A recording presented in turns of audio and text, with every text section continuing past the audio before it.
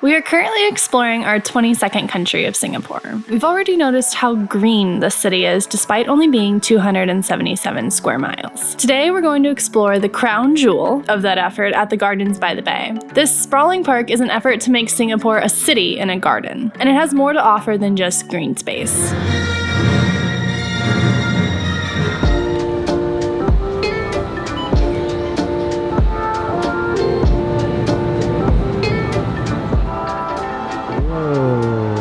Wow, we just went through the Marina Bay Sands and we are on the bridge that leads to the Garden by the Bay, and immediately you're hit with this beautiful bridge with all these trees, and you can see just a sea of green, so the garden's already starting, and then of course just on top of that, Singapore.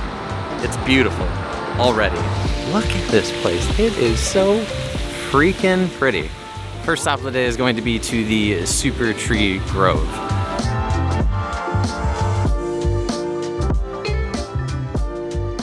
We are in the Super Tree Grove, which is home to 12 of the 18 super trees. So this is probably the most popular spot in the whole park, and it's free to get in here. So even if you just want to go on a walk, or Nate might come on a run, just through the Super Tree Grove. These things are super cool though. They're actually concrete structures with steel on the outside. That's what that purple part is there.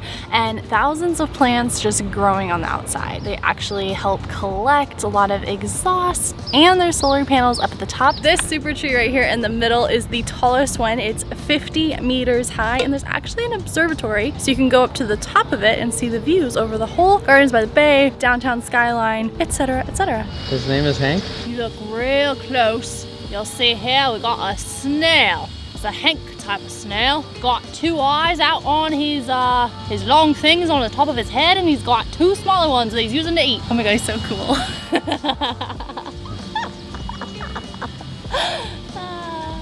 Alright, I feel like a kid. I have not laid in the grass since I was like 12.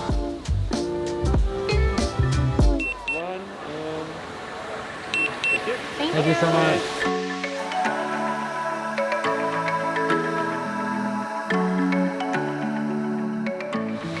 We are now in the Cloud Forest Dome, which is absolutely massive. It actually holds the world's second largest indoor waterfall, which, funnily enough, Singapore actually outdid itself and built the first largest indoor waterfall as well at the Changi Airport.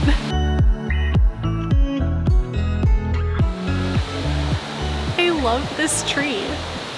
There are thousands of plants in the Cloud Forest from all over the world, including this cypress from East Himalayas. I love it. It just looks so droopy and sleepy. So you want to be a tree that is droopy and sleepy? Yeah, it's cute and cozy. All right, one very true to nature aspect of the Cloud Forest is all of the mist, and it comes from the waterfalls, and sometimes they're just like artificially putting it out into the space. But it's very true, and we're in Monteverde, which is basically a cloud forest in Costa Rica. It's just like this, just always walking through like mist and fog. It just gives it that like mystical fairy tale like feel.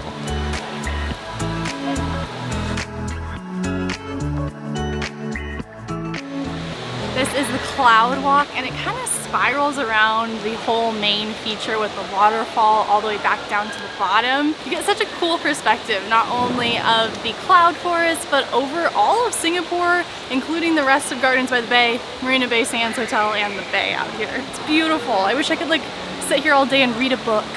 And what a great idea to take the elevator up and then just like walk down and see all of the beauty. When I saw people walking around here, I thought we had to climb the entire way to get the whole experience, but going downhill, definitely my preferred method.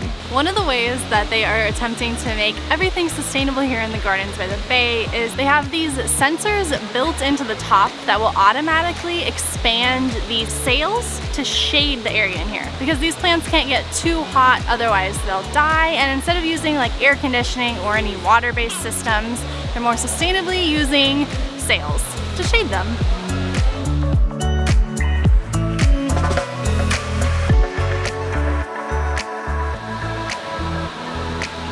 Last stop here in the Cloud Forest Dome is the treetop walk, and then we'll be downstairs and we'll leave. Whoops. It's like a normal leaf on top, And it's all felty on the bottom. Whoa. Look at them, they look cool. What happened? I just stabbed myself with a really spiky plant. That's why they tell you not to touch the plants.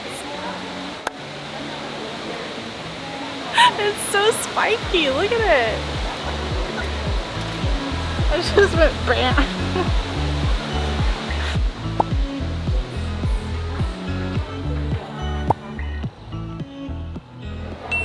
We bought tickets that combine both the Cloud Forest Dome with the Flower Dome, which is where we are now. And this is the largest glass greenhouse in the entire world. It is massive. And it's funny because when you're across the bay looking at this dome, and even from our hotel room, it looks big, but it doesn't look huge. But once you're inside here, it is just massive and looks like you could walk miles before you see the whole thing. But I guess that makes sense because in this dome, there are plants from over 5 continents.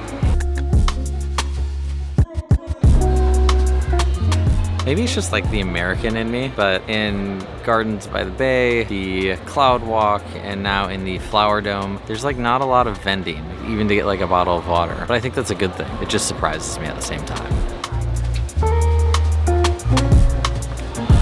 These olive trees are thousands of years old.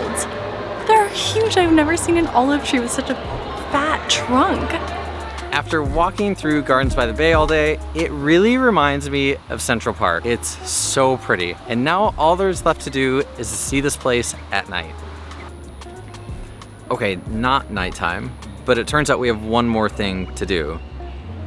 This is the OCBC Sky Bridge, and we bought tickets. Alicia just forgot. But it has a 15-minute time limit, so we're gonna wait till the sun is getting a little closer to setting to hopefully catch the most beautiful view that we can.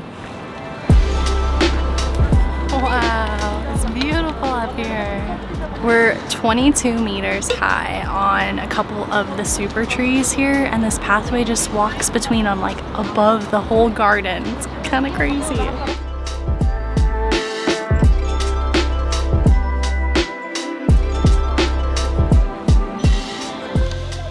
It's already 7:30 and the show starts at 7:45. It's called Garden Rhapsody and it happens every night, 2 times a night, 7:45 and 8:45. And it's a light and sound show that takes place on the super trees in the Super Tree Grove. But tonight is an even more special night because it's May 4th, aka May the 4th be with you, which is a Star Wars reference. So they are having a Star Wars themed show tonight. We just watched every single Star Wars movie for the first time and the TV shows that are on Disney now, so we're actually really excited for this.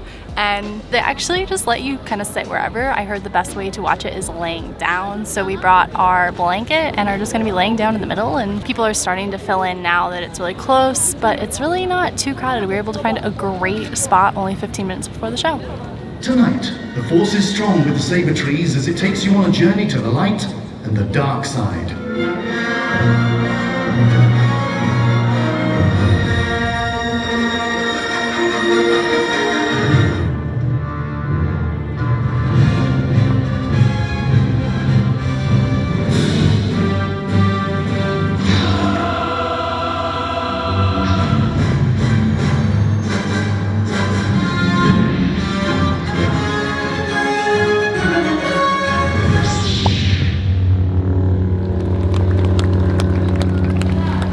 Dun, dun, dun, dun, dun, dun, dun, dun. Okay. Okay, sorry. The light show was phenomenal. I love light and sound shows, and this one was definitely up to expectations. So happy we're here for May 4th. If you enjoyed this video, please hit the like button below, and if you want to stamp your passports with us again, Make sure you subscribe if you haven't already, and we'll see you guys in the next video. More Singapore. good night. Just went through the, what is it called? Marina Bay Sands? Okay. I don't know how to get names right. Oh, What? I'm not doing it again for bloops. Haha. Okay, ready? I'm trying to get the lighting right. Come on. Cool. I'm so blown out because of that freaking light. And there's solar powers up at the top. If you want to stamp your passports with us. That's me, sorry. Happy birthday. No. Whoa. You're still doing this? This is fun. Don't you want to hit? Even has a phone charger.